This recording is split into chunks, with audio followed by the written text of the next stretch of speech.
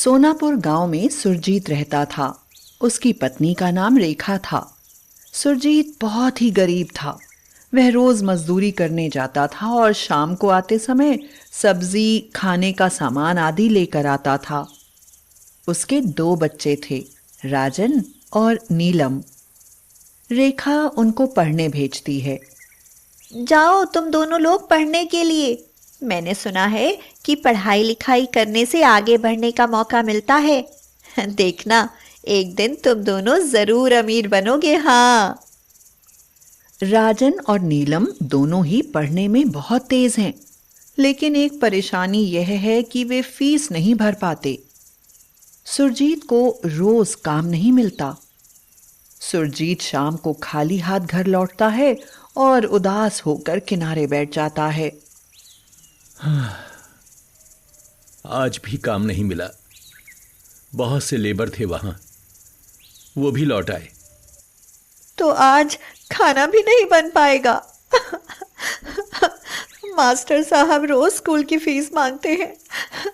बच्चों की ड्रेस भी नहीं बनी, इसलिए बच्चे स्कूल जाना ही नहीं चाहते कि पैसे लेकर नहीं जाएंगे तो उनकी पिटाई होगी। देख लो 2-4 दिन और चलता है तो स्कूल जाने दो इन्हें। पहनने तक के लिए कपड़े नहीं ले पा रहा हूं तो इनकी ड्रेस कहां से बनवाऊं। क्या फायदा है यहाँ पड़े रहने से, जब यहाँ कोई काम ही नहीं है। कहीं बाहर ही जाकर काम ढूंढता हूं। यहां अपने पास तो खेत भी नहीं है। तो फिर शहर चलो, वहां मेरे मौसेरे भाई चंदन रहते हैं, उन्हीं के पास चलेंगे, फिर कोई काम ढूंढ लेंगे।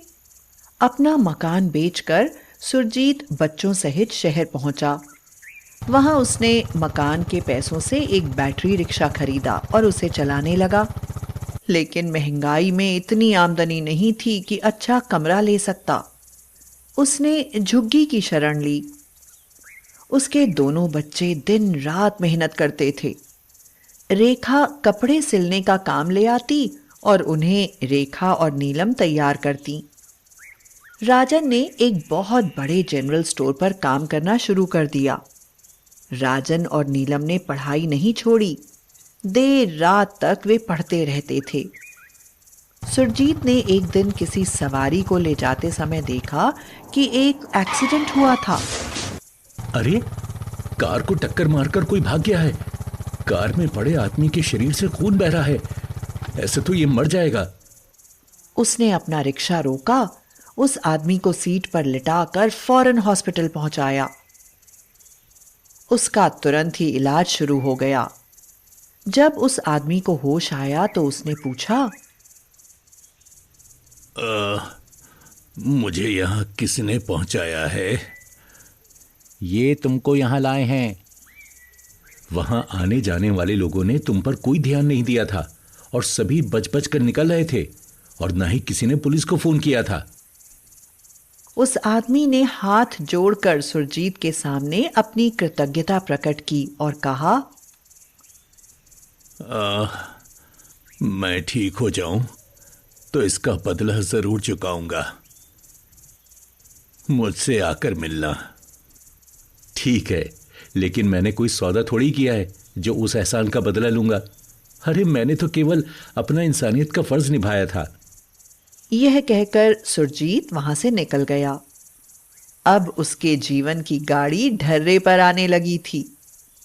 एक दिन राजन स्टोर पर था, तभी एक आदमी वहां कुछ सामान खरीदने आया। वह सामान लेकर चला गया।